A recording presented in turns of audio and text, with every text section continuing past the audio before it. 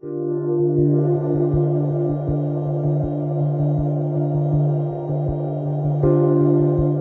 awalnya mencari bunga Edelweiss itu masuk di dalam kawasan Taman Nasional Bromo Tengger Semeru. Nah, istilahnya kita hanya mencuri di situ, mencuri bunga Edelweiss di kawasan, sehingga kita kucing-kucingan. Nah, dengan petugas Taman Nasional Bromo Tengger Semeru.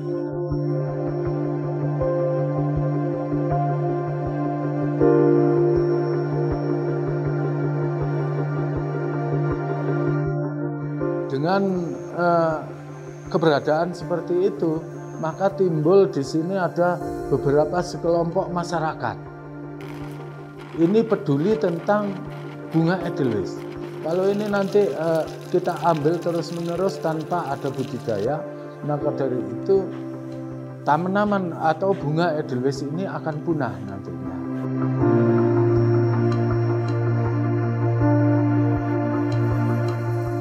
Om Ulun Basuki Langgeng, bunga Edelweiss di habitat aslinya itu memang tidak boleh diambil karena ini memang tanaman dilindungi.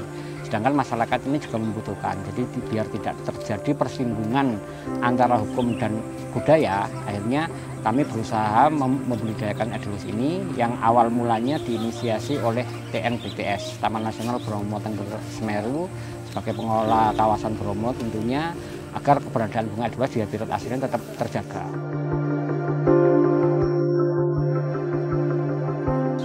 Dengan berjalannya waktu kita punya lahan, tapi itu bukan bengkok, tapi ada lahan tanah desa yang sekarang ada di Taman Wisata Edelweiss. Nah, itu kita hibahkan, tapi dalam arti dihibahkan dalam pengelolaan, bukan hibah tanah.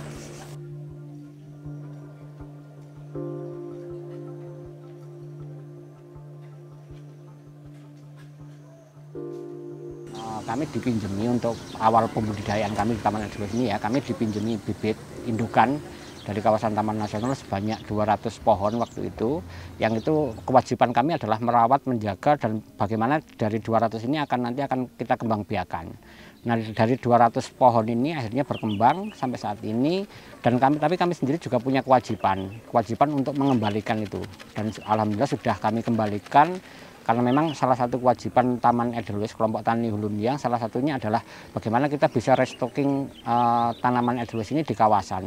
Dan sampai saat ini yang sudah kita kembalikan sudah lebih dari 1.600 dari 200 yang dipinjamkan kepada kami.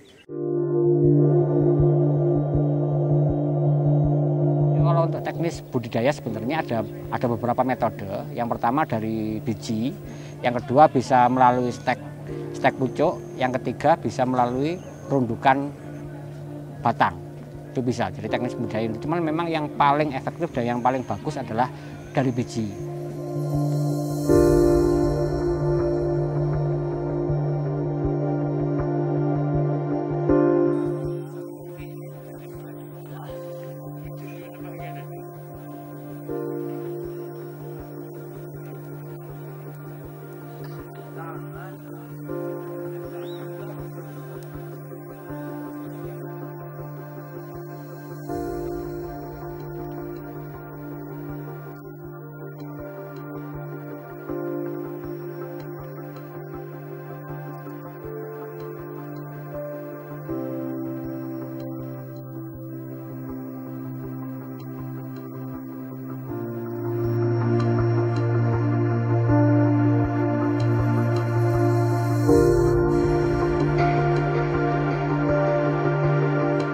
Tujuannya kita pindah ke penyapian adalah satu, untuk mengurangi kompetisi yang ada di persemaian ini tadi. Dan kedua, ini juga untuk menguatkan akar tanaman. Jadi kita pisahkan satu-satu di polybag. Nah, nanti setelah di polybag ini sekitar umur 3-6 bulan, ini sudah bisa dipindah ke lahan.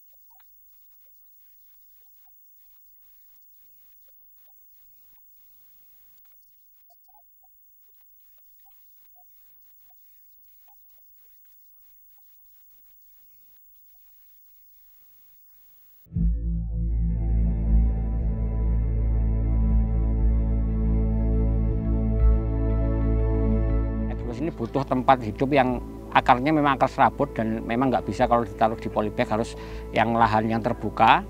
Nah, nanti sudah sekitar dari 0 sampai ke penanaman di lahan ini sekitar umur 6 sampai 7 bulan.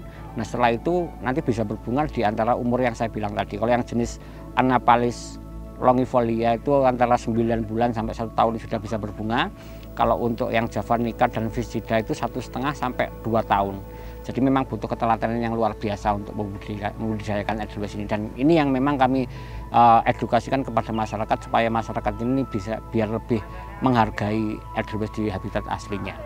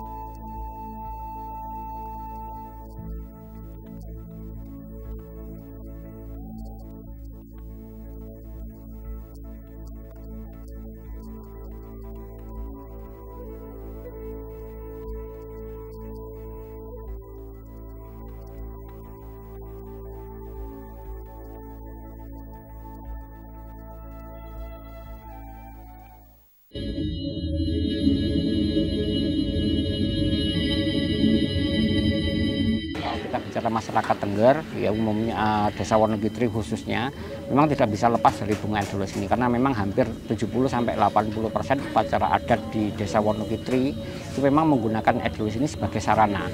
Contohnya mungkin upacara yang paling terkenal di masyarakat Tengger ada upacara Kasodo, ada Karo, ada Leliwet, ada mungkin sedekah bumi dan lain sebagainya. Masih banyak lagi, kalau mungkin nggak cukup kalau saya ceritakan di sini ya, karena ini secara umum saja.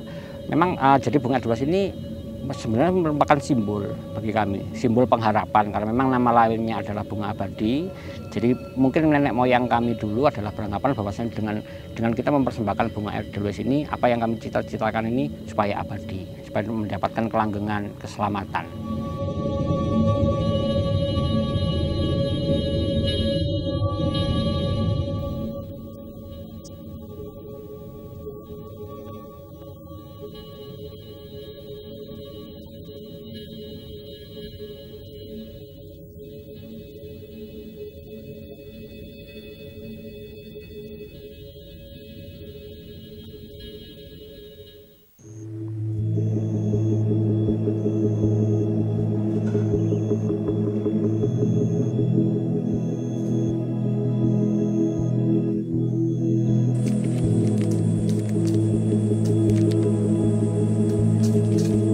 Oke, kalau untuk kerajinan sebenarnya tidak ada spesifikasi khusus bunga yang harus. Memang semua bunga sebenarnya bisa.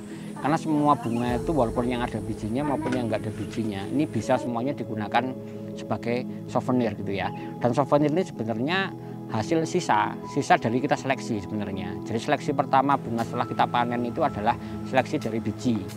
Jadi daripada kita buang ini, setelah kita ambil bijinya untuk kita budidayakan, nah ini baru kita jadikan souvenir itu untuk menambah nilai ekonomi untuk teman-teman pengelola Taman Edelweiss ini.